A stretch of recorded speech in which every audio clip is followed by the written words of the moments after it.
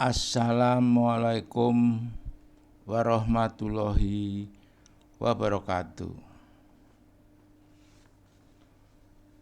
Ribuan tahun kelola hujan yang benar ditemukan di Indonesia. Hujan wajib dikelola, jangan terbuang, oleh Djoko Suryanto. Makalah ini saya sampaikan dalam webinar Hari Air Dunia pada tanggal 22 Maret tahun 2025 dengan tema Strategi Pengelolaan Banjir.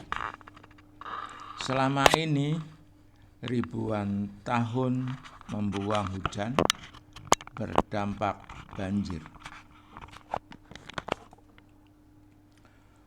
Pemahamanku kelola hujan yang hak atau benar dan yang batil atau salah dalam firman Allah Subhanahu wa ta'ala surat Ar-Ra'd ayat 17. Berikut firman-Nya, Allah menurunkan air dari langit, lalu mengalir di lembah-lembah sesuai ukurannya. Arus air membawa buih yang mengambang. Firman-Nya pasti cocok dengan peristiwa alamnya. Animasi ini adalah bukti peristiwa alamnya. Kalau sedang turun hujan di lembah-lembah, ada arus dan ada buih. Arus membawa buih yang mengambang. Nah, ini persis peristiwa alamnya sama dengan firman Allah. Perkataan Allah. Terbukti firman-Nya pasti cocok dengan peristiwa alamnya. Allah membuat perumpamaan tentang hak dan batil melalui buih dan yang bermanfaat bagi manusia. Nah, ini buih inilah yang batil melalui buih, dan yang bermanfaat bagi manusia. Nah, ini yang hak. Penjelasannya, buih akan hilang, tidak berguna, sedangkan yang bermanfaat bagi manusia akan menetap di dalam bumi. Nah, saya beri penjelasan sesuai animasinya tadi dalam surat Ar-Ra'd ayat 17. Arus membawa buih. Nah, ini yang batil, ini yang hak. Allah membuat perumpamaan tentang hak dan batil melalui buih. Nah, batil melalui buih dan yang berhak, yang bermanfaat bagi manusia. Nah, ini yang hak. Sedangkan yang bermanfaat bagi manusia akan menetap di dalam bumi. Nah, ini yang hak. Buih akan hilang, tidak berguna. Ini yang batil. Ini buih ini kalau kena tertiup angin, ini hilang. Nah, itulah petunjuk kelola hujan dari Allah Subhanahu wa ta'ala. Jadi hujan jangan terbuang. Nah, kalau terbuang ini batil. Ini skematis kelola hujan yang kalau turun di das atau di bumi ini seperti ini. Ini profil memanjang satu das. Nah, ini dataran banjir. Jadi hujan atau run-off terbuang semua selama ini. Ya karena memang tidak dikelola. Dibiarkan sesuai kondisi saat sekarang ini. Jadi hujan run-off mencari tempatnya secara sendiri karena oleh manusia hujan tidak dikelola. Nah, seperti ini. Inilah yang batil. selama ini. Ya, yang harusnya di sini diresapkan, hujan yang wajib dikelola, diresapkan, ditampung, disimpan, dipanen. Nah, inilah kawasan pabrik air. Kalau hujan disimpan, ini kan. Jadi inilah strategi untuk pengelolaan banjir yang benar. Hujan itu harus dikelola. Hujan wajib dikelola. Pemahamanku terbukti disampaikan oleh pernyataan pakar-pakar ilmiah dan Bapak Ustadz Dr. Adi Hidayat, LCMA. Berikut cuplikan beberapa video YouTube dari bapak-bapak tersebut.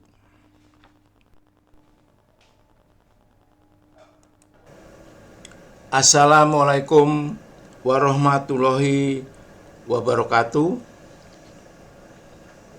La Nina harus disyukuri.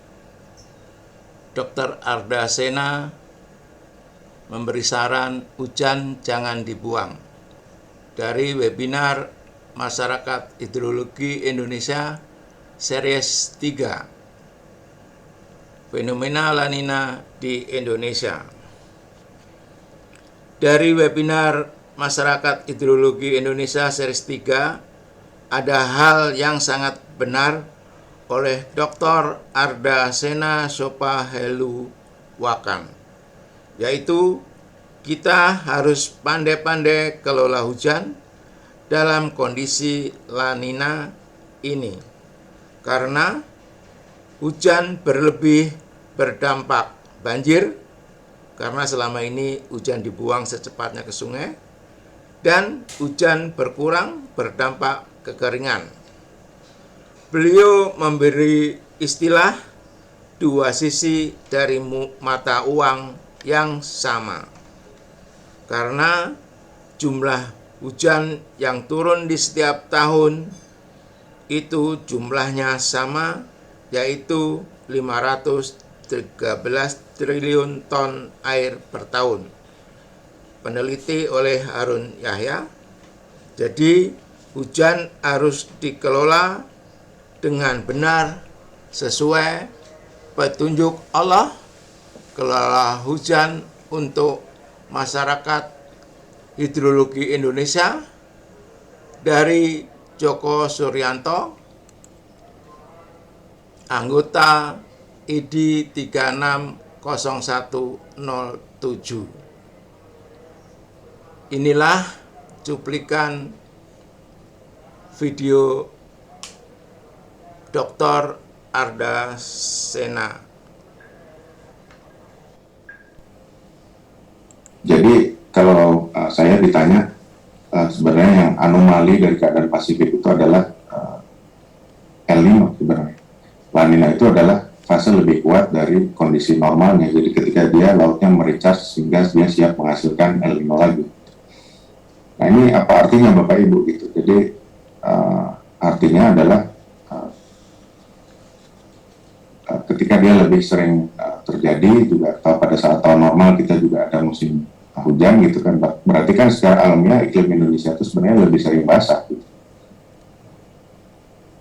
Nah ini kesempatan yang baik sebenarnya untuk kita mengantisipasi atau menghadapi kekeringan yang pasti hadir setiap tahunnya, kecuali keadaan yang basah banget, yaitu pada saat musim kemarau, dan pada saat kekeringan yang parah, yaitu pada saat El Nino. Sumber air kita kan ya dari hujan gitu ya, kalau kita istilahnya tidak suatu saat kita juga tidak bisa terus-menerus mengeksploitasi air tanah ya gitu. Jadi kita harus pandai-pandai barangkali mengelola menurut saya kondisi iklim yang justru istimewa ini. Jangan justru kita menganggap bahwa hanya La Nina ini sebagai ancaman, tetapi kita perlu pandai-pandai mengelola karakteristik iklim ini untuk berbagai macam keperluan, untuk sustainable development kita, untuk pengelolaan sumber daya air, untuk pengelolaan pertanian dan lain sebagainya. Itu justru ini kesempatan yang dari karakteristik iklim yang sebenarnya sangat baik bisa kita manfaatkan bersama dan bisa kita kelola bersama gitu.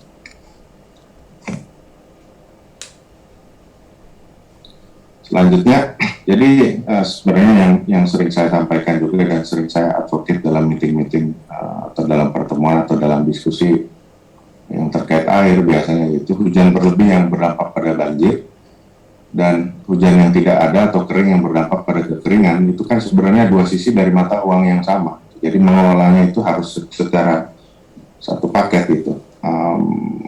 Framework kita atau mindset kita barangkali ketika kita mengelola atau menghadapi musim hujan atau air yang berlebih atau keadaan La Nina itu barangkali ya tentunya Bapak Ibu barangkali juga lebih tahu dari kami gitu. Gimana kita ini justru dengan tidak secepat-cepatnya membuang air itu ke sungai dan kemudian ke laut. Kita bagaimana caranya kita menahan air ini sebanyak mungkin di daratan untuk bersiap menghadapi kondisi kekeringan yang juga pasti hadir. Gitu. Itu jadi itu istilah kami mungkin dengan mengatakan bahwa kekeringan dan basah yang berlebih itu sebenarnya adalah dua sisi dari mata uang yang sama.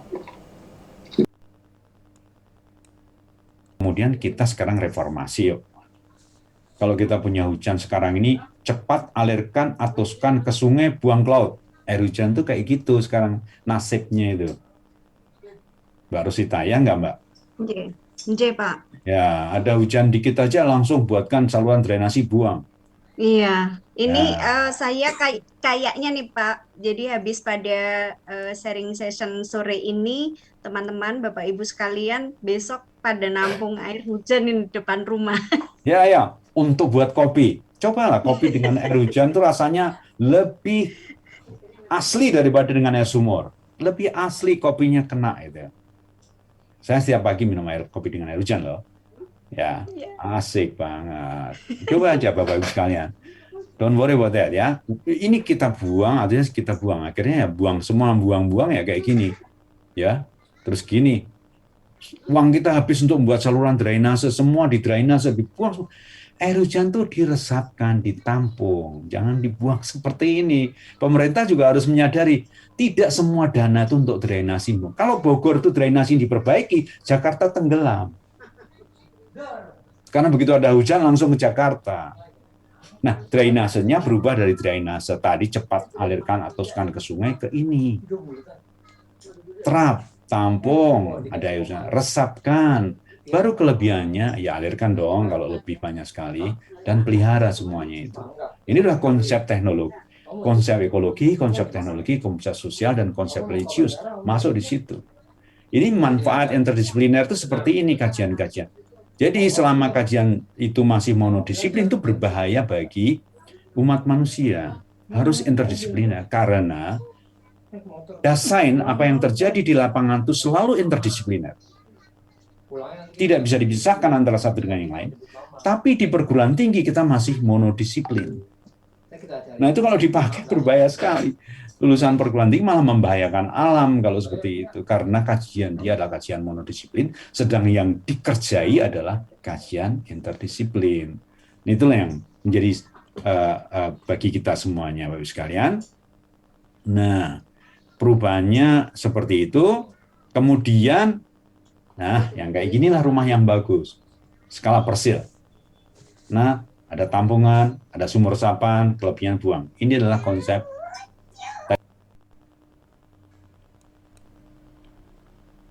sungai. Kalau banjir kemudian kita tanggul, kita luruskan sungainya, kita sudah melakukan itu 50 tahun. Mohon Pak Emil, saya mengambil angle yang lain ya Pak Emil Dada.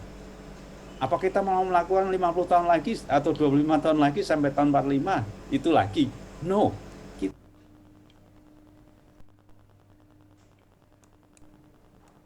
Saya kira itu Pak, kesimpulannya adalah bencana banjir, keringan, dan polusi dapat mengungkit gerakan masyarakat untuk tidak menyerah. Justru melakukan gerakan untuk menanggulangi bencana berkelanjutan sekaligus meningkatkan kesejahteraan mereka. Mendanai gerakan-gerakan berbasis sangat perlu. Ini nomor 2 ini mohon maaf ini menggantikan proyek-proyek besar ya. Artinya saya sudah merasa ini kalau kita teruskan, kita sudet sungai kita ini, kita talut sungai kita ini nggak selesai. Bukankah Jakarta sudah ditalut semuanya, juga banjir tetap jalan. Jadi coba kita ganti penghijauan, ekologi, masyarakat semuanya. Kalau masyarakatnya kuat menghadapi bencana, kita selamat deh selamanya. Mereka tahu bagaimana menyingkir dari masalah itu, mereka tahu bagaimana memanfaatkan ketika tidak ada bencana. Demikian, terima kasih Pak Robert. Assalamualaikum warahmatullahi wabarakatuh. Itu jadi istighatsah, meminta kebaikan. Ini ingin memberikan pesan bahwa sebetulnya yang turun dari Allah itu semuanya baik, tidak ada yang tidak baik. Semuanya bermanfaat. Jadi ketika Allah menurunkan hujan itu, menurunkan air dari langit, itu tidak ada yang mengandung keburukan. Tidak ada yang mengandung kejelekan, semuanya baik. Yang menjadikan semua itu diterima oleh kita dengan tidak baik, atau misalnya menyebabkan banjir dan sebagainya, sebetulnya bukan karena Allah, karena perilaku manusia juga. Kalau hujan itu sifatnya baik dari Allahnya. Bahkan kalau diteliti dari sisi pengetahuannya, pengetahuan ilmiahnya, setiap tetesan hujan yang turun dari langit itu mengandung manfaat bagi manusia, kecuali bila bercampur dengan zat-zat lain yang diterima oleh kita. Jadi kalau misalnya, maaf ini, kita alami hujan kemudian banjir, ada sesuatu yang tidak kita harapkan, yang harus berevaluasi itu kitanya. Jangan dikembalikan kepada Allah, Allah tidak pernah kirim banjir. Allah tidak pernah kirim hujan yang tidak bermanfaat. Jadi semua yang datang dari Allah itu ghaithun, nilainya bermanfaat. Kalau kita kemudian merasakan ada banjir, ada sesuatu yang tidak baik, kita yang evaluasi. Mungkin ada wilayah sekitar kita yang seharusnya jadi resapan air, yang seharusnya jadi penampungan air, dibangun bangunan-bangunan yang tinggi, dibangun tempat-tempat yang tidak mampu meresap air lagi. Nah, itu evaluasi kita yang harus melihat ke sana. Asa yastaghitsu istighatsah. Istighatsah itu memohon segala hal yang bermanfaat. Hujan ketika diturunkan oleh Allah disebut ghaits, untuk memberikan kesan bahwa dari Allah tuh nggak ada yang tidak bermanfaat. Jadi ketika Allah turunkan hujan sebetulnya ada manfaatnya. Cuman kenapa jadi banjir? Yang menyebabkan banjir bukan Allah, manusianya yang tidak pandai mengatur bagaimana hujan itu mesti ditampung. Yang salah bukan Allah, karena sifat air itu hanya untuk mengalir. Ya, tempat tinggi ke tempat yang rendah. Antum yang menjadikan tempat-tempat itu ada banjirnya. Saluran tidak diatur. Makanya kadang-kadang Allah turunkan untuk memberikan kesempatan kepada antum menyadari ada yang salah dalam sistem kehidupan antum. Turunkan oleh Allah. Anehnya sana nggak hujan, sini hujan. Begitu sini hujan, banjir. Untuk menunjukkan ada yang salah di sistem kehidupan anda di sini. Perbaiki. Kalau Allah nggak turunkan, nggak akan ketahuan sumbernya di mana. Jelas ya? Jadi membaca semua yang dari Allah selalu positif. Jika anda punya bacaan positif, maka ringan kehidupan kita. Gampang, gak akan punya banyak masalah. Dan acara kita malam ini selesai. Di Ciliwung, Sungai Ciliwung. Di sana mendirikan bangunan silahkan. Yang penting legal. Tetapi satu saja kata kuncinya. Hujan yang turun di wilayah yang diizinkan tadi, tidak boleh ada air yang keluar masuk selokan. Semua masukkan ke dalam tanah. Nah, sedangkan yang di daerah fasos, fasilitas umum, jalan, dan lain-lain, mungkin dalam suatu komplek RT, nanti suatu komplek perumahan, harus dimulai di dalam perencanaan ataupun di dalam izin. Kalau izin suatu perumahan misalnya 10 hektar, ya sudah, izin 10 hektar tersebut kalau ada hujan, dihitung dengan intensitas hujan yang pernah terjadi, yang pernah saya lihat adalah di Halim 377 saat itu, dihitung dengan sekian, buat tampungan, apakah itu embung, situ, sumur, dan lain, silahkan. Bipori, monggo silahkan. Yang penting di wilayah tersebut air tidak boleh keluar ke selokan ataupun masuk ke sungai.